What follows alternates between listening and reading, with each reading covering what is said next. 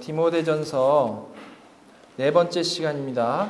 남자와 여자 그 본연의 모습이라는 제목으로 같이 말씀을 나누겠습니다. 우리 디모데전서 2장 8절부터 15절까지가 본문인데요. 8절부터 10절까지만 우리 같이 한 목소리로 읽도록 하겠습니다. 시작. 그러므로 각 처에서 남자들이 분노와 다툼이 없이 거룩한 손을 들어 기도하기를 원하노라. 또 이와 같이 여자들도 단정하게 옷을 입으며 소박함과 정절로서 자기를 단장하고 따은 머리와 금이나 진주나 값진 옷으로 하지 말고 오직 선행으로 하기를 원하노라. 이것이 하나님을 경외한다 하는 자들에게 마땅한 것이니라. 바울은 디모데에게 편지를 하면서 가장 먼저 다른 교훈으로부터 교회를 지키고 또한 신화와 족보, 즉 세상적인 영향력으로부터 교회를 지키라라고 말씀을 했습니다. 그리고 그렇게 방어만 할 것이 아니고 교인들을 청결한 마음과 선한 양심과 거짓이 없는 믿음에서 나오는 사랑이라는 그 목적을 향해서 잘 인도를 해야 되는 것인데, 지난주에 살펴본 것은 누구를 그렇게 인도하기 전에 무엇보다도 디모데 자신이 먼저 선한 싸움을 싸우고 믿음과 착한 양심을 가져야 한다라는 것을 말씀을 했었죠. 목사로서 리더로서 가르치고 인도하기 전에 먼저 자신이 그러해야 함을 말씀을 한 겁니다. 근데 바울은 이어서 자신이 목회할 때에 온전히 믿음으로 서지 못하고 문제를 일으키고 출교당한 사람들이 있었음을 이어서 말씀을 했죠. 이렇게 심지어 사도 바울의 목회 아래에서도 그런 사람들이 있었다라는 것을 봤을 때 이 바울이 디모데에게 설명을 해준 이 목회의 기본적인 이 내용들, 이 디모데전서 1장에서 설명해준 이 기본적인 내용들이 정말 어려운 일이다라는 것을 우리가 알 수 있었습니다.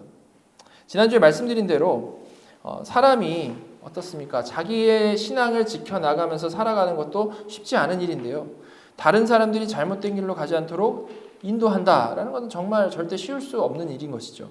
그래서 사도 바울은 이제 2장을 시작하면서 내가 첫째로 권하노니라고 말씀을 하면서 그 무엇보다도 기도에 힘써라라고 말씀을 한 겁니다. 아무리 노력하더라도 아무리 성실히 임한다 할지라도 사람에게는 다른 사람이 죄에 빠지게 하는 것으로부터 구원해낼 힘이 없고요. 또 다른 사람이 실제로 바른 길 갈 수 있게 만들 수 있는 힘도 없기 때문에 무엇보다도 기도에 힘써야 한다라는 거죠.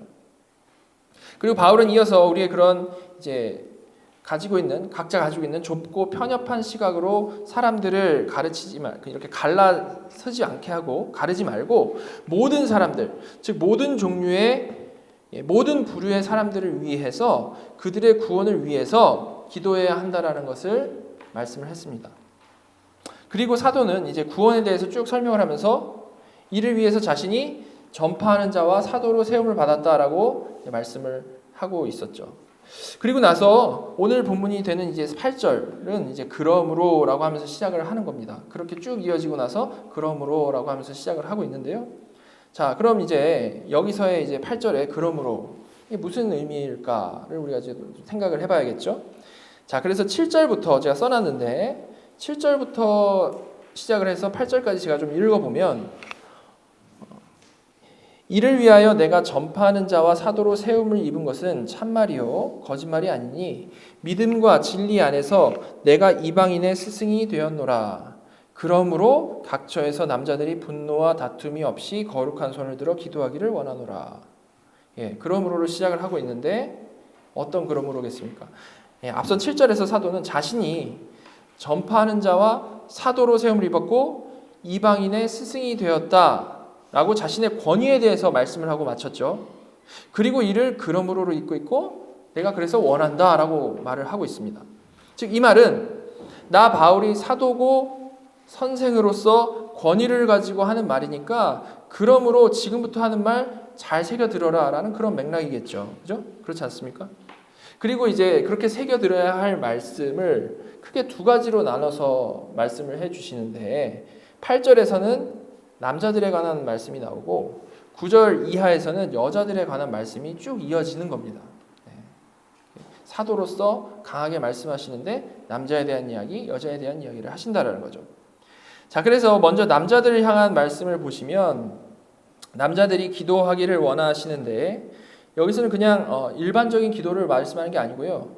거룩한 손을 들어서 기도하기 원한다라고 말씀을 하고 있습니다. 여기서 거룩한 손을 들어 기도한다라는 것, 그것은 이에 대해서 참 여러 가지 해석들이 있습니다. 그렇지만 지금 이 본문이 계속해서 직분자의 역할을 말씀하고 있다라는 그 우리 문맥을 잘 고려해 봤을 때 그의 가장 합당한 해석은요. 이 기도는 교회 안에서 목회자로서, 가정에서는 가장으로서 하는 기도, 그것에 대해서 말을 한다라는 것을 우리가 생각을 해볼 수가 있는 거죠. 즉 이 말씀은 각처에서라고 했는데, 즉 모든 곳에서 남자들이 영적인 리더로서 사명을 감당해야 한다라는 것을 말한다라고 우리가 볼 수 있는 겁니다. 모세가 손을 들어 기도하던 것과 같이 거룩한 손을 들어 기도한다라는 것은 영적 리더의 모습을 상징적으로 표현하는 그런 표현인 거죠. 특이한 점은 여기서 특이한 점은 남자가 그렇게 사역을 감당할 때 분노와 다툼 없이 하라라고 지금 특별한 명령을 이어서 주신 겁니다. 분명히 거룩한 손을 들어서 기도하는 직분, 영적 리더의 직분은 남자들이 해야 하는 것이지만, 그러나 그렇게 가르치고 주관하는 것을 할 때 남자들이 특별히 주의할 것은 분노와 다툼 없이 해야 된다라는 거죠. 남자는 특히 일반적으로 어떤 욕심이 참 많습니까? 권력, 명예 이런 거에 대한 욕심이 참 많은데, 그렇게 리더의 자리, 가르치는 자리에 섰을 때 아니면 그 자리에 서기 위해서 남자들은 이제 분노와 다툼에 빠질 때가 참 많기 때문에 이를 조심하라는 명령인 겁니다. 자, 이제 남자에 대한 내용이었고요. 자, 그럼 여자 어떨까요? 9절 10절 보시면 또 이와 같이 여자들도 단정하게 옷을 입으며 소박함과 정절로서 자기를 단장하고 따은 머리와 금이나 진주나 값진 옷으로 하지 말고 오직 선행으로 하기를 원하노라. 이것이 하나님을 경외한다 하는 자들에게 마땅한 것이니라. 믿는 여자들이 주의할 점은 단정하게 옷을 입고 소박함과 정절로서 자기를 단장하고 따은 머리와 금이나 진주나 값진 옷으로 하지 말고 선행으로 하라라고 말씀하는 겁니다. 이를 읽으면서 여러 가지 드는 질문들이 많으실 겁니다. 그렇지 않습니까? 일단 그런 것을 우리가 좀 따지기 전에 먼저 좀 이 말씀의 핵심을 좀 봤으면 좋겠습니다. 여기서 바울이 말씀하고자 하는 그 핵심이 뭐겠습니까? 8절에 남자에 대한 묘사가 나왔죠? 그것과 비교해서 생각을 해보면 남자는 가르치고 주관하는 자리에 서지만 여자에게는 그런 명령이 없죠. 그리고 오히려 뒤에 12절 보시면 그 가르치고 주관하는 자리에 서는 것을 적극적으로 저지하고 있습니다. 그죠? 이를 통해서 우리는 지금 여기서 사도 바울이 말하고자 하는 핵심이 무엇인지를 파악할 수 있는 거죠. 사도 바울이 여자들에게 명령하는 것은 10절에 나온 대로 하나님을 경외한다는 자들에게 마땅히 나와야 하는 모습, 그 정도와 마땅히 나와야 하는 모습 정도와 11절에 나온 대로 순종이다라는 것을 확인을 할 수 있는 겁니다. 남자는 거룩한 손을 들어 기도하는 영적 리더의 자리에 섬겨야 하지만 여자는 성도로서 마땅한 모습을 가지고 순종하라라고 명령을 하고 있는 거죠. 이게 이 본문의 이 전체적인 맥락인 겁니다. 자, 그래서 좀 더 자세히 살펴보면 9절은 일단 하나님을 경외하는 여자에게서 마땅히 나와야 하는 모습으로 바울이 지금 묘사를 하고 있는 건데요. 이 에베소가 어떤 곳이라고 했습니까? 아데미 여신을 숭배하는 그런 곳이라고 했죠. 그런 외설적인 문화가 자리 잡고 있는 그곳에서 여자는 단정하게 옷을 입고 소박함과 정절로 자기를 단장하고 화려하게 치장하지 말라라고 말씀을 한 겁니다. 우리가 이것만 읽으면 이런 비본질적인 것을 명령을 하셨을까라는 그런 생각이 들 수 있는데요. 그게 아니고 이 설명드린 전체적 맥락에서 우리가 이거를 좀 봐야 되는데요. 바울이 지금 생각하는 이 10절에 나온 내용, 하나님을 경외한다 하는 자들에게 마땅히 나와야 하는 모습이요, 바로 이 9절의 내용이라는 것을 우리가 그 맥락을 생각을 해보면 그런 맥락에서 이런 얘기를 하시는 거구나를 알 수 있다는 거죠. 즉 바울은 여자들에게 경외하는 자에게 마땅히 나와야 하는 모습을 보여라라고 말씀을 하신 것이지, 앞서 나열된 것, 9절에 나온 것을 막 기계적으로 지켜라라고 말씀하신 게 아니라는 겁니다. 그렇죠? 우리가 이 본문에서 바울이 정말 뭘 말씀하고자 하는 건지를 놓치고 그냥 나온 대로 앞으로 교회할 때 머리 따면 안 되고 금이나 비싼 옷, 진주 입고 오면 안 되는 건가? 이렇게 생각하면 안 된다라는 거죠. 그죠? 이게 어떤 맥락인지가 이해가 되시죠? 그죠? 그래서 10절 마지막에 이것이 하나님을 경외한다는 자들에게 마땅한 것이니라. 이것이라고 하면서 이거에 대한 의미를 설명해 준 겁니다. 이게 중요한 거라는 겁니다. 자, 그리고 바울은 지금까지 남자와 여자를 비교해서 설명한 것보다 아주 더 분명하게 여자의 역할에 대해서 직접적으로 말씀을 하는데요. 그 이어지는 말씀 보겠습니다. 11절 12절인데요. 여자는 일체 순종함으로 조용히 배우라. 여자가 가르치는 것과 남자를 주관하는 것을 허락하지 아니하노니 오직 조용할지니라. 여러분, 이 말씀 어떠십니까? 사실 논쟁이 아주 많은 구절이죠. 대놓고 또 논쟁을 안 하더라도 이 아주 보수적인 분들마저도 사실은 실제적으로는 무시하는 말씀이죠. 난 이게 싫어라고는 얘기 안 하지만 실제적으로는 무시하는 말씀. 왜냐하면 뭐 말 안 해도 잘 아시겠지만 이 말씀은 이 시대에 살아가는 우리들 눈으로는 받아들이기가 그렇게 쉽지 않은 본문이기 때문에 그렇습니다. 뭐 특히 가부장적인 문화에서 살아오신 어른들보다도 젊은 사람일수록 더 이게 어색하고 더 받아들이기 힘든 본문이죠. 여자들 중에는 아마 이 본문만 딱 보시고 막 화나는 분들도 있을 겁니다. 여러분, 왜 이런 반응이 있을까요? 우리 막 오직 성경 막 외치다가도 왜 여기 오니까 탁 막히는 겁니까? 먼저 우리가 이런 말씀에 부담 느끼는 그 좀 더 근원적인 이유부터 좀 생각을 해보면 좋을 것 같습니다. 여러분, 이런 말씀 들을 때 이제 바로 우리 머리에 떠오르는 그런 주제가 뭡니까? 아마도 이 남녀 평등이라는 주제, 이런 것들이겠죠. 그렇지 않습니까? 우리 대부분은 이 남녀 평등이라는 이 주제를 세상에서 가장 중요한 가치 중에 하나로 배워왔습니다. 꾸준히 배워왔죠. 즉 우리 사고 안에 깊숙이 깔려 있는 생각 중에 하나가 그것이라는 말입니다. 그래서 이를 어떻게든 이제 이해되게 만들려고요. 이제 수많은 신학자들과 목사들이 절충안으로 얘기하는 게 뭐냐면 이는 그 당시 시대상을 반영한 것일 뿐이지 지금 우리 시대에 직접적으로 적용할 수는 없는 내용이다라고 이렇게 막 설명을 하죠. 물론 제가 말씀드린 대로 앞선 그 머리 따지 말고 금이나 진주나 비싼 옷 입지 말고 와야 된다라는 것, 이거는요 시대상이 맞습니다. 이건 맞죠. 말씀드린 대로 이때 바울은 10절에 하나님을 경외한다 하는 자들에게 마땅한 것에 대한 그 설명으로 그 시대 그 상황에서 이에 벗어나는 예들을 쫙 들어준 거기 때문에 이거는 시대상이 맞죠. 이건 예이기 때문에. 그래서 만약에 사도 바울과 반대로 자신이 그 속한 문화에 따라서요 머리 닦는 게 오히려 단정한 것일 수도 있죠. 그렇지 않습니까? 만약 그런 문화 아래 살아가고 있다면 나는 머리 닦는 게 단정한 마음으로 했는데 왜 이렇게 되는 거지? 성경과 반대된다고 고민할 필요는 없는 겁니다. 그렇지 않겠습니까? 자, 근데 이 11, 12절은 전혀 다르다라는 거죠. 이를 어떤 시대상이라고 볼 이유는 전혀 없기 때문에 그렇습니다. 여기서 바울의 명령은 정말 매우 직설적이고 그 의미가 너무나도 분명하죠. 달리 해석할 이유가 전혀 없는 겁니다. 그래서 우리는 이 말씀을 말씀 그대로 받아야 되는 거죠. 자, 여기까지 들으시고도 이제 속으로는 이제 납득이 잘 안 되시는 분들도 있겠지만 계속 들어보시기 바랍니다. 왜냐하면 사도가 이렇게 말씀하는 데에는요 분명한 이유가 있기 때문이죠. 그 이유를 우리가 알기 위해서는 또 당연히 우리는 문맥을 봐야 되는데 그러기 위해서 이어지는 13, 14절 보겠습니다. 13절 보시면 이는 아담이 먼저 지음을 받고 하와가 그 후며 아담이 속은 것이 아니고 여자가 속아 죄에 빠졌음이라. 자, 이 13, 14절이 이렇게 말하고 있기 때문에 우리는 이제서야 바울이 왜 남자 여자를 의도적으로 구별해서 말씀하고 있는지를 이해할 수 있게 되는 거죠. 이 말씀 때문에 바울이 하는 말씀이 단순히 우리 조선시대 뭡니까? 그 남존여비 사상 그런 것과 다른 말씀이라는 것을 우리가 이해할 수 있는 겁니다. 이해가 되십니까? 자, 먼저 13절 보시면 13절은 이는으로 시작을 하고 있어요. 이는이라는 것은 영어로 보면 for라고 되어 있는데 왜냐하면이라는 뜻이죠. 왜냐하면 왜 여자가 일제 순종함으로 조용히 배워야 되고 가르치는 것과 남자 주관하는 것이 여자에게는 허락되지 않는가 하면 그 이유는 원래 창조 때부터 아담이 먼저 지음받았고 하와가 그 후에 지음받았기 때문이다라고 말씀을 하고 있는 겁니다. 여러분 이 순서 무슨 상관이 있을까요? 이것이 그냥 무의미한 순서가 아니고요. 이것이 바로 하나님의 창조 질서이기 때문에 너무 중요한 겁니다.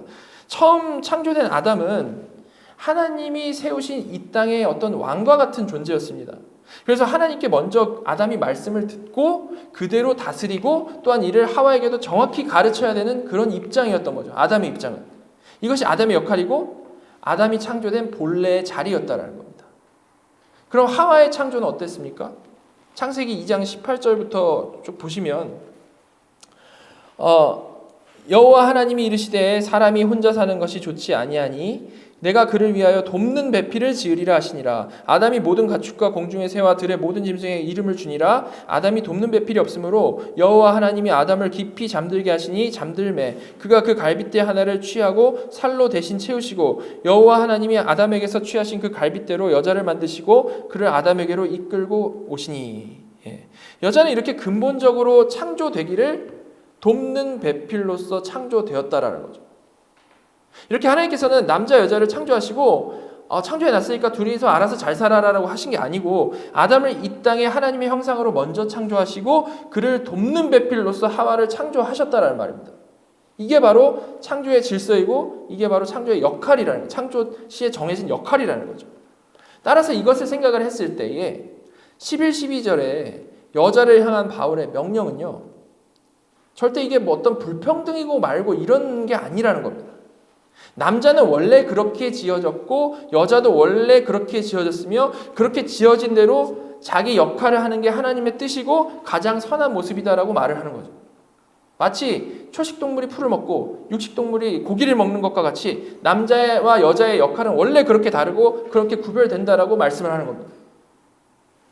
자, 그런데 14절 다시 보시면 단지 그 창조된 질서 때문만이 아니라 또 다른 이유도 있음을 말씀을 하고 있죠. 14절 아담이 속은 것이 아니고 여자가 속아 죄에 빠졌습니다. 단지 창조된 순서와 여자가 돕는 배필로서 창조된 것만 말씀하신 게 아니고 그런 관계 안에서 아름답고 선하게 창조된 아담과 하와가 왜 어떻게 타락하게 되었는지를 말씀을 하고 있는 거죠. 타락한 것을 짚어보니까 사실 아담이 먼저 속아가지고 타락한 게 아니고 여자가 속아가지고 죄에 빠지게 되었다라는 말씀을 하고 있는 겁니다. 실제로 죄가 어떻게 들어왔죠? 하와가 뱀에게 속아가지고 죄가 들어왔던 거 아닙니까? 그죠? 그럼 여기서 이제 바울이 왜 이 말을 한 거겠습니까?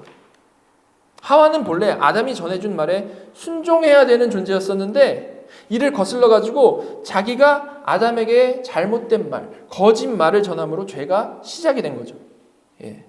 죄 자체가 창조의 그 질서, 남녀의 질서를 거스르면서 시작된 것이었기 때문이라는 거예요.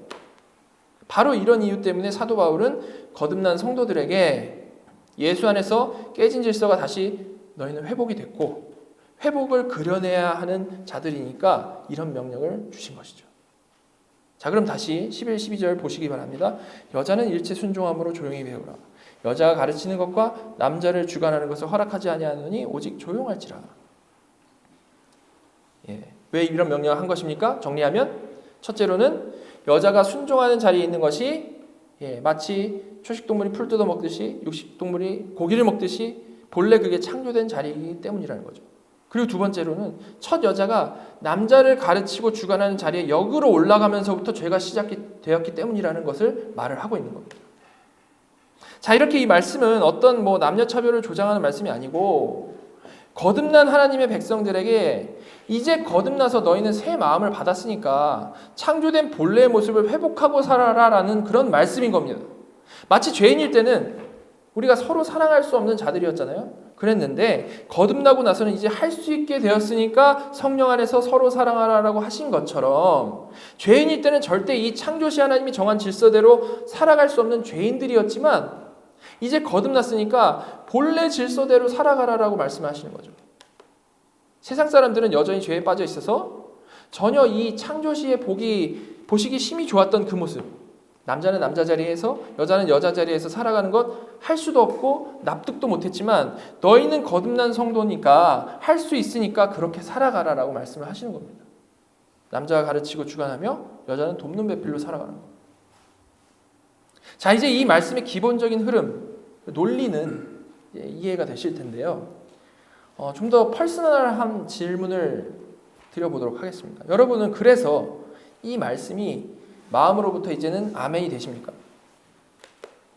아마 여자분들일수록 또 젊은 분들일수록 여전히 그렇지 않을 가능성이 높죠. 머리로는 이해돼도 이게 마음으로는 와닿지 않을 경우가 참 많을 겁니다. 그 이유가 뭐겠습니까? 그 이유는 이 세상에서 배우고 자란 우리의 그 기본적으로 가진 생각은 이미 세상이 정한 기준과 가치가 아주 견고하게 정립되어 있기 때문에 그런 것이죠. 무슨 말인가 하면 우리가 세상에서 자연스럽게 배운 뭐 학교를 통해서도 배우고 모든 뭐 TV나 모든 문화가 말하는 그걸 통해서 배운 세상적으로 당연한 가치, 세상적으로 귀한 가치는 전혀 이것과 지금 맞지 않기 때문에 그런 겁니다. 일단 우리는 앞서 말씀드린 대로 남녀 평등 너무 중요하다라고 배워왔습니다. 그래서 기본적으로 이런 사고방식을 가지고 성경을 보면서 받아들이지 못하게 되는 건데, 사실 우리가 분명히 해야 할 것은, 정말로 분명히 해야 될 것은 성경도 절대 차별을 말하지 않는다는 거죠. 성경도 분명히 평등을 말하고 평등을 귀하게 여깁니다. 성경도 정말 평등을 말하고, 근데 세상도 평등을 말하고 있다는 거죠. 근데 왜 지금 성경과 세상이 서로 이해를 못하는 겁니까? 그 이유는 각각 말하는 그 평등의 내용이 사실 너무 다르기 때문에 그런 겁니다. 여러분, 그 다른 점 무엇인지 아십니까? 성경이 말하는 평등은요, 절대 어떤 선을 쫙 그어놓고 모두를 그냥 그 줄에 일렬로 맞추는 그런 평등이 아닙니다. 성경의 평등은 아무런 맥락 없이 남자와 여자가 똑같다라고 강조하는 것이 성경의 평등이 아니라는 거죠. 물론 이거는 그냥 별 생각 없이 우리가 보면, 우리가 적응된 대로 보면 그냥 좋아 보일 수 있습니다. 그러나 이런 평등은 사실 막시즘적인 평등이죠. 그렇지 않습니까? 다름을 전혀 인정 안 하고 그냥 획일적으로 똑같이 대하는. 그래서 성경이 말하는 평등은 이런 식으로 막무가내가 아니고 사실 매우 실제적인 평등을 말하고 있습니다. 성경이 말하는 평등은 모든 사람이 다 다르고 각자의 역할이 다른 것을 인정을 하는데, 그럼에도 불구하고 하나님 앞에서 평등하다라고 보는 것이죠. 이에 근거해서 뭡니까? 종교개혁 때는 만인 제사장설이 있었던 것이고, 우리 교회 직분에 대해서 설명을 할 때도 이 직분은 높고 낮음이 아니라 다른 역할을 하는 것이라고 우리 계속 배워왔지 않습니까? 다 같은 성도인데 다른 역할을 하는 것이라고 말을 하고 있는 겁니다. 이렇게 기독교는 언제나 평등을 매우 중요한 것으로 여기지만 세상과는 전혀 다른 의미의 평등을 말을 하고 있는 거죠. 자, 그럼에도 사람들은 이 세상이 앞세우는 이런 거짓된 평등을 마치 절대 진리인 양 생각을 합니다. 그리고 그런 관점에 사로잡혀가지고 성경의 이런 본문들을 잘 받아들이지를 못하는 거죠. 그래서 성경이 말하는 남녀의 다른 역할을 딱 들으면 이거는 남성 중심적이다, 억압적이다, 구시대의 산물이다, 이렇게 말을 하는 겁니다. 그리고 이렇게 생각하는 것이 마치 또 어떤 깨어있는 사고인 것 마냥 이렇게 생각을 하는데요. 사실 이런 게 더 깨어있는 마음이다라고 생각하는 그런 것 자체도 사실은 세상이 만들어 놓은 이미지일 뿐인 것이죠.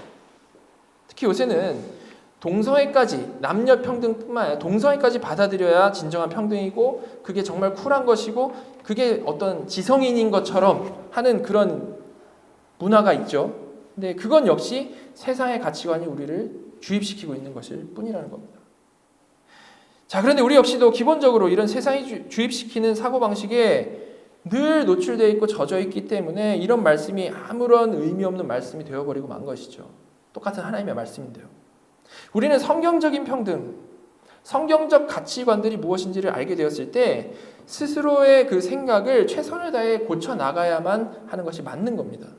다시 말해서 남녀의 다른 역할은 절대 어떤 평등에 거슬리거나 절대 높고 낮음, 성공과 실패를 말하는 게 아니고 다름에 대해서 얘기를 하는 것이고, 그 본래적 다름이 가장 잘 드러나게 될 때 그것이 창조시의 하나님 뜻에 맞는 모습이 되는 것이고, 하나님은 이것을 선하다라고 하신다라는 것을 우리는 분명히 이해하고 따라야 된다라는 거죠. 세상적 사고방식에 젖어있던 우리의 생각을 하나하나 바꿔나가야 한다는 겁니다. 자, 그렇게 이제 생각을 잘 정리를 했습니다. 잘 설명을 드렸는데 여전히 정말 어려운 부분들이 있죠. 그게 뭡니까? 다 이해되고 다 알겠는데 막상 이거를 실제로 적용하려고 하니까 너무 어렵고 이게 어떻게 해야 할지 모르겠는 부분이 분명히 있는 겁니다. 무슨 말인가 하면 정말 잘 알겠는데 옆에 있는 남편, 교회에 있는 남자들 보니까 도저히 순종을 못 하겠는 거예요. 뭐 남자도 마찬가지입니다. 옆에 있는 아내를 보니까 그렇게 사랑하지 못하겠는 거죠. 저희 집 빼고. 여기는 안 나왔지만 에베소서에 보면 이제 좀 더 구체적으로 나옵니다. 자, 에베소서 5장 22절부터 24절 보시면 아내들이여 자기 남편에게 복종하기를 주께 하듯 하라. 이는 남편이 아내의 머리됨이 그리스도께서 교회의 머리됨과 같음이니 그가 바로 몸의 구주시니라. 그러므로 교회가 그리스도에게 하듯 아내들도 범사에 자기 남편에게 복종할지니라. 여기까지는 지금까지 우리가 지금 살펴본 내용과 똑같은 내용이죠. 그리고 이어서 보시면 25절부터 27절까지 남편들아 아내 사랑하기를 그리스도께서 교회를 사랑하시고 그 교회를 위하여 자신을 주심같이 하라. 이는 곧 물로 씻어 말씀으로 깨끗하게 하사 거룩하게 하시고 자기 앞에 영광스러운 교회로 세우사 티나 주름 잡힌 것이나 이런 것들이 없이 거룩하고 흠이 없게 하려 하심이라.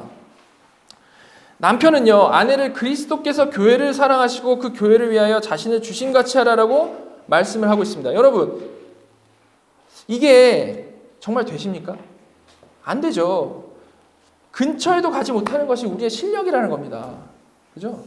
이렇게 우리가 논리적으로는 이해가 되고 논리적으로는 납득이 된다라고 해도 실제 상황에 적용을 딱 시켜보면 참 정말 어려운 여러 가지로 어려운 난관들을 만나게 될 수밖에 없다라는 거죠. 좀 더 구체적으로 예를 들어서 남편이요 정말 맨날 사고치고 정말 미련한 사람인데 아내는 매우 똑똑하고 바르다라고 한번 가정을 해봅시다.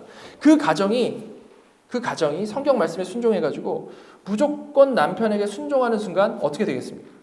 그 가정은 계속 불행한 선택을 하면서 살아갈 가능성이 너무 높겠죠. 그죠? 그리고 또 이런 경우도 있겠죠. 남편은 불신자여서 늘 세속적인 결정만 하는데 아내는 하나님을 경외하는 성도다.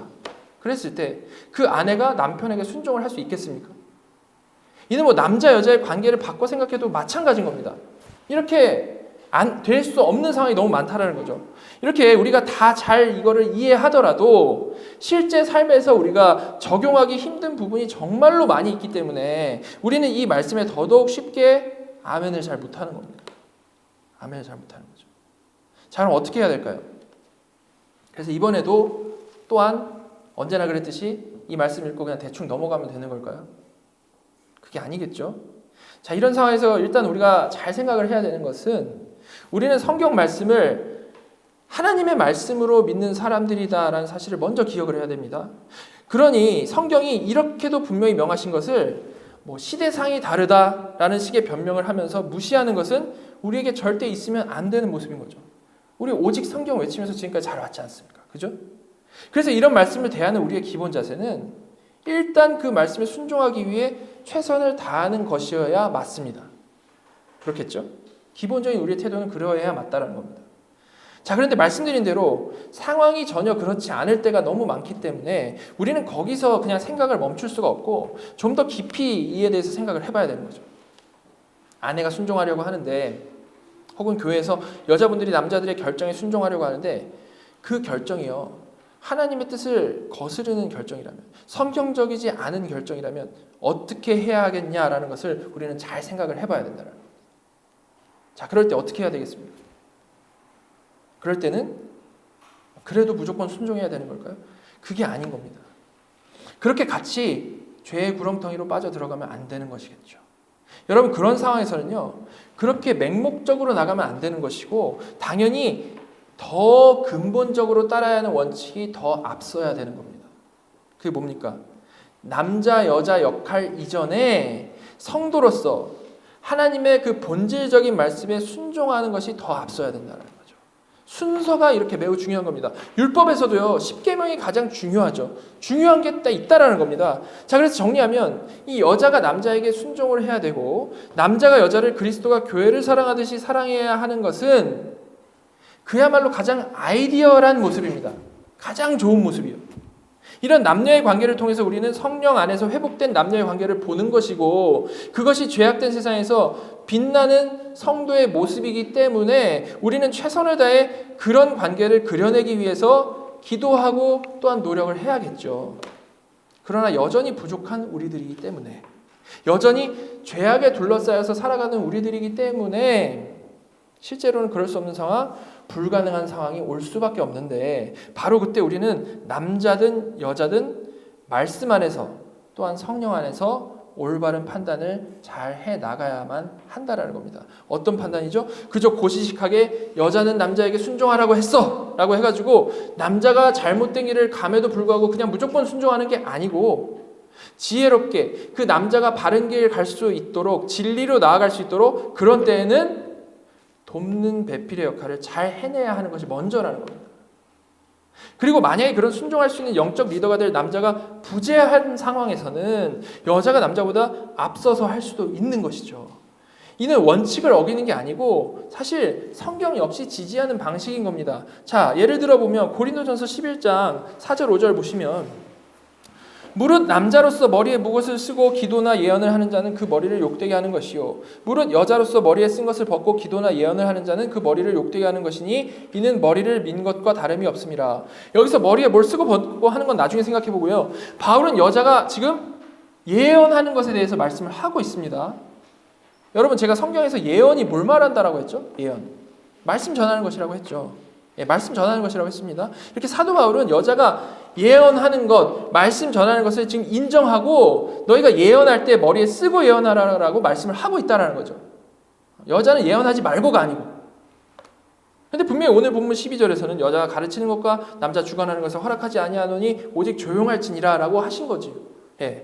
반대되는 내용 아닙니까? 그냥 보기에는.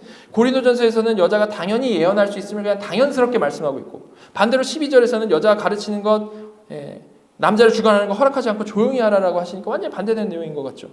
여러분, 자, 그럼 이게 무슨 의미일까요? 바울은 거듭난 자로서, 즉 본래 하나님이 창조하신 그 회복된 모습을 그려낼 수 있는 자들로서 남자는 가르치고 주관하며 여자는 조용히 순종하는 것이 정말로 가장 아이디어라고 가장 추구해야 하는 모습이고 가장 보시기에 하나님 보시기에 합당한 회복된 모습이다라는 것을 분명히 말씀을 했지만, 현실 가운데 남자들이 불신자여서 혹은 남자들이 죄에 빠져 있어서 오히려 여자가 조용하고 순종하게 되면 하나님의 뜻이 전혀 전해질 수가 없고 왜곡되게 될 그런 상황에서는 여자도 조용하지 말고 말해야 하는 것이 맞다라는 것을 인정을 하고 있는 겁니다. 여자는 여자로서의 정체성 이전에 하나님의 자녀로서, 하나님의 백성으로서 진리를 말해야 하고 필요할 때는 남자들을 가르칠 수도 있는 것이라는 말이죠. 실제로 성경에 그런 직접적인 예들 나옵니다. 자, 구약에서 보면 여자 사사 누구 있습니까? 드보라, 여자 선지자 훌다 등등 그런 예 정확히 보여주는 사람이었죠. 신약에서도 안나 선지자가 있었고 초대교회 7 집사 중에 한 명이었던 빌립의 4딸 모두 예언자였다라고 말을 하고 있죠. 그냥 생뚱맞은 예언자가 아니라 7 집사 중에 한 명이었던 그 빌립의 4딸이 예언자였다라고 말씀을 하고 있습니다. 정확히 그런 예를 보여주는 거죠. 말씀을 전하는 사람. 자, 이렇게 모든 말씀에 순종하는 것이 우리는 중요하지만 우리는 성경을 전체적으로 보면서 정확히 그 진의를 파악하고 이해하고 그에 맞춰서 우리는 거기에 맞게 순종을 해야 되는 겁니다. 그냥 기계적으로 맹목적으로 받아들이면 안 되는 거죠. 자, 그래서 다시 정리하면 성도는 언제나 자신의 성화의 삶을 통해서 이미 온 하나님 나라를 이 땅에 그려내고 또한 자기 자신도 그 안에서 그 은혜를 풍성히 누리며 살아가는 자들이죠. 그런 사명 가지고 우리가 거룩한 삶을 살아갈 때에 성도는 세상의 빛으로서 빛나는 것이고 세상의 소금으로서 짜게 하는 역할을 하게 되는 것입니다. 그런 관점에서 성도의 가정과 교회에서의 남녀 관계는요, 그리스도와 교회의 관계, 무조건적인 사랑과 온전한 순종의 관계여야만 하는 것이죠. 그럴수록 빛나고 그럴수록 우리를 통해 이미 온 하나님 나라가 드러나기 때문에 그런 것입니다. 그러나 그게 가장 맞는데, 그러나 말씀드린 대로 그게 정말 아이디어란 상태인데 그렇게 아이디어란 상태 말고 성도가 죄와 이렇게 씨름하는 가운데 있을 때에 남녀 관계로 하면 남자나 여자가 거듭난 하나님의 백성이 아니거나 거듭났더라도 죄에 빠져서 잘못된 길로 가고 있을 때에는 도저히 그 아이디어란 그림을 우리 인생 가운데 그려낼 수가 없는 겁니다. 바로 그때 우리는 남자로서 여자로서 무조건 사랑하고 무조건 순종하는 그런 그림이 아니고 그보다 앞선 우리의 정체성인 하나님의 자녀로서 하나님의 백성으로서 진리를 바로 전하는 것, 복음을 바로 전하는 것, 성경적인 권면을 하는 것에 분명히 우선순위를 둬야 한다는 거죠. 다시 말해서 남편이 아내가 죄를 지으면 무작정 순종하고 무작정 사랑할 게 아니고 그를 위해서 기도하고 기도하는 중에 또한 그에게 진리를 전하고, 그러므로 정말 사랑하고 순종할 수 있는 그 기본 상태가 될 수 있도록 노력하는 게 먼저라는 겁니다. 그리고 나서 그 다음 단계로 가장 아이디어한 사랑과 순종으로 점차 나아가면 되는 것이죠. 자, 이렇게 우리에게 잘 설득되지 않는 이 주제를 듣고 나서도 그냥 무시하고 듣고 나서도 그냥 회피할 그럴 것이 아니라 그 의미를 정말로 잘 이해를 하고 그에 맞게 최선을 다해서 순종해 나가야 한다는 겁니다. 자, 이게 이제 이해가 되시나요? 자, 그럼 오늘 본문의 이제 마지막 절 보도록 하겠습니다. 15절 보시면, 그러나 여자들이 만일 정숙함으로 믿음과 사랑과 거룩함에 거하면 그의 해산함으로 구원을 얻으리라. 자, 15절은 일단 그러나로 시작을 하고 있습니다. 이게 너무 중요한데요. 바로 앞에 내용 봐야겠죠? 바로 앞에 13, 14절 무슨 의미였죠? 아담과 하와가 어떻게 창조되었는지와 그럼에도 불구하고 이 질서를 어기고 여자가 속아가지고 죄에 빠지게 되었다라는 그 내용이 13, 14절에 있었죠. 거기에 붙는 그러나인 겁니다. 무슨 의미일까요? 하와는 그렇게 죄를 지었지만 그러나 하와처럼 그러지 않으면, 그러나 하와처럼 그렇게 질서 어기지 않고 정숙함으로써 믿음과 사랑과 거룩함에 거하면 인 그런 말인 것입니다. 즉 거듭난 성도로서 여자의 본연의 자리에서 믿음으로 살고 사랑 안에 살고 거룩함에 거하면 이라는 말인 거죠. 그렇게 하면 어떻게 된다라고 말씀하고 있습니까? 그의 해산함으로 구원을 얻으리라. 여러분, 이게 무슨 말일까요? 이 성경 난해 구절 중에 하나죠. 도대체 이게 무슨 말인가? 물론 이를 이해하는 것도 당연히 지금까지 맥락을 생각하면서 이해를 해야겠죠. 맥락 이해하지 않고 그냥 이 본문만 딱 떼어서 보면 여자가 애를 낳아야 구원 얻는다라는 말이다 라는 어이없는 결론에 도달하게 되는 겁니다. 자, 그럼 일단 확인 가능한 것은 여기서 해산한다라는 것이 진짜 애 낳는 얘기 하는 게 아니고 상징적인 의미를 하는 것이라는 것을 일단 알 수 있겠죠. 그죠? 자, 그럼 그 상징이 어떤 상징인지를 좀 생각을 해보기 위해서 일단 해산함, 아이를 낳는다라는 것이 어떤 의미를 가지고 있는지를 좀 생각을 해보면 좋겠습니다. 여러분, 아이 낳는 것 어떤 특별함이 있죠? 상징성 갖는다면 어떤 상징성을 아이 낳는 것에서 가질 수 있을까요? 일단 해산함은 여자만 할 수 있는 일이죠. 그죠? 특별한 일입니다. 여자만 가능한 일의 대명사라고 볼 수 있습니다. 그게 첫 번째인 것이고, 거기에 덧붙여서 하와가 이제 죄 짓고 나서는 그 기본적인 의미에, 그 여자만 할 수 있다는 그 기본적인 의미에 또 하나의 의미가 더해졌는데 그게 뭡니까? 그것은 바로 해산의 특별한 고통이죠. 해산의 특별한 고통. 하나님께서는 창세기 3장에서 하와에게 이렇게 말씀을 하셨습니다. 3장 16절. 또 여자에게 이르시되 내가 내게 임신하는 고통을 크게 더하리니 내가 수고하고 자식을 낳을 것이며. 이렇게 본래 여자의 특징인 해산에 죄인으로서 고통이라는 의미가 딱 더해진 겁니다. 자, 그럼 본문 15절에서는 무슨 의미를 가지고 말을 하고 있는 걸까요? 14절에서 그 맥락에서 보면 하와는 하나님이 창조하신 그 본연의 질서를 깨고 죄를 지었다라는 그런 내용이었습니다. 설명드린 대로. 그리고 지금 말씀드린 대로 죄를 지은 하와에게 하나님께서는 해산의 고통이라는 벌을 주셨죠. 이게 14절의 죄인 하와의 상태이고요. 그 하와에게 해산함은 죄로 인한 벌로서의 그 상징성을 가지고 있는 겁니다. 그 하와에게는. 그죠?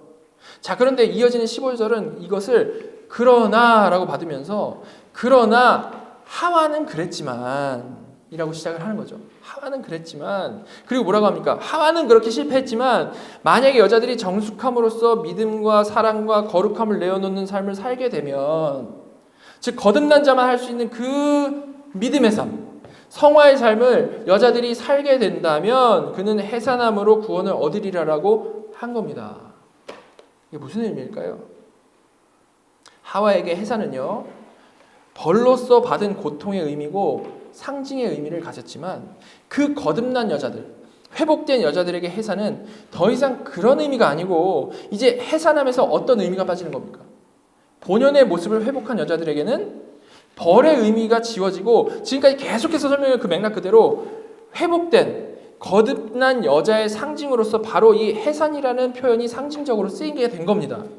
지금까지 살펴봤던 남자에게 순종하는 창조시 본연의 모습과 같이 이제는 벌로서가 아니라 해산하는 창조시 그 본연의 여자의 모습, 하나님의 형상을 회복하게 된 여자를 상징적으로 말씀하고 있다는 거죠. 다시 말해서 여자는 바로 그 거듭나서 회복된 그 본연의 모습을 통해서, 상징적으로 말하자면 본연의 해산함을 통해서 구원을 받을 것이다. 즉 현재의 구원을, 그렇게 본연의 그 모습을 회복한 사람들은 살아가다가 결국 장차올 구원에 이르게 될 것이다 라는 그런 말씀을 여기서는 하고 있는 겁니다.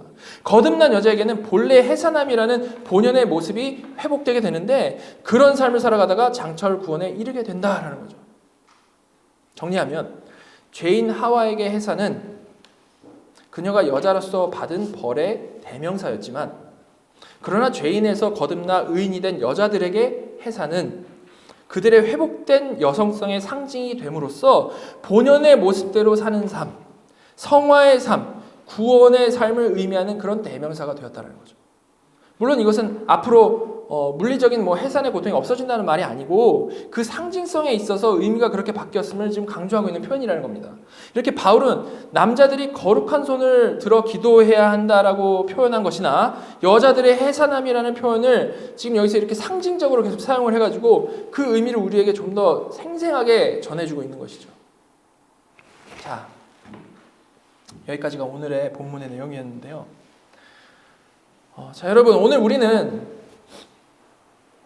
성경의 너무나도 직설적인 명령이지만 우리가 별로 진지하게 생각해 오지 않거나 애써 무시해온 말씀에 대해서 살펴봤습니다. 그리고 이제 우리는 이 말씀의 의미를 상당히 명료하게 이해를 하게 됐죠. 자, 그럼 이제 우리가 해야 될 게 뭡니까? 해야 될 것.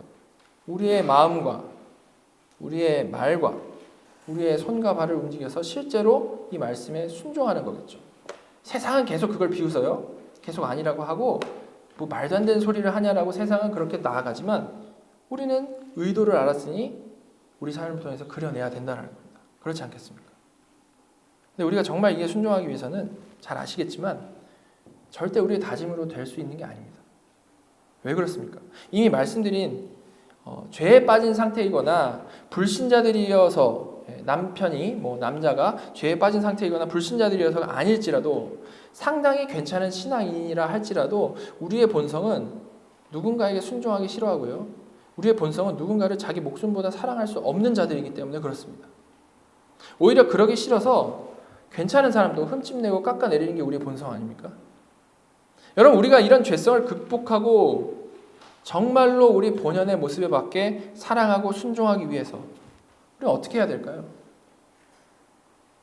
정말 우리가 그렇게 살아가려면 고민을 해야 될 거 아닙니까? 어떻게 해야 될까요? 우리가 이것을 아는 것이 정말 중요한데 그 방법은 사실 하나입니다. 뭡니까? 바로 내가 어떤 사랑을 받았고 내가 어떤 순종의 혜택을 받았는지를 정말로 잘 깊이 알아가는 겁니다. 무슨 말입니까? 거듭난 남자는 우리의 구원 되신 그리스도께서 전혀 사랑할 만하지 않은, 오히려 심판받아야 마땅한 나와 같은 죄인을 위해 목숨 바쳐서 사랑하셨다라는 것을 정말 우리가 마음으로 다해서 알게 될 때에, 그것을 또한 감사하게 될 때에 그 감사와 사랑으로 아내를 그렇게 사랑할 수 있는 것이고 교회 지체들을 그렇게 사랑할 수 있는 것이고요. 또한 거듭난 여자는 우리의 구원 되신 그리스도께서 죄 없으심에도 인간적으로 봤을 때는 정말로 억울한 순종, 죽기까지 순종하심으로 나의 구원을 이뤄내신 그 사랑과 그 순종의 무게를 정말 마음으로부터 우리가 알고 감사할 때에 또 그 감사함과 사랑으로 남편에게, 리더에게 순종할 마음에 그런 여유가 생기는 거고 실제로 순종할 수 있는 겁니다. 이렇게 우리는 철저히 그리스도의 사랑, 그리스도의 순종의 의미와 그 깊이를 아는 만큼 사랑할 수 있고 순종할 수 있다는 거죠. 그렇지 못하면 절대 우리에게서 그런 사랑과 순종을 나올 수가 없는 겁니다. 이 회복된 모습은 우리에게서 나올 수가 없다는 거죠. 우리의 구원을 말할 때 믿음으로 그리스도와 연합되어서 예수 안에서 구원을 받았다라고 우리는 표현을 합니다. 그죠? 여러분, 우리가 정말 이거를 믿는다라면 우리는 우리를 구원하신 그 그리스도 안에서 그 사랑, 그 순종을 발견해가지고 그 감격과 그 감사로 나의 인생 가운데에 그 그리스도의 궤적이 나타나야 마땅한 자들이라는 겁니다. 다른 힘과 노력, 능력으로는 이것이 절대 불가능한 것이죠. 마음 먹는다고 될 일이 아닌 겁니다. 예수님을 닮고 싶다고 노력한다라고 해가지고 우리 닮아지는 게 절대 아니고요. 우리가 정말 알고 정말로 감사하고 감격하는 만큼 그렇게 변해져 가는 겁니다. 성령 안에서. 여러분, 저와 여러분 모두가 주께서 우리에게 명령하신 일들에 정말로 온전히 순종하기 위해서, 내가 순종할 것 걸러내는 게 아니라 정말로 온전히 순종하기 위해서 우리 주 예수 그리스도와 주께서 우리를 위해 하신 일에 대해서 정말로 더 깊이, 더 마음으로부터 잘 알아갈 수 있으면 좋겠습니다.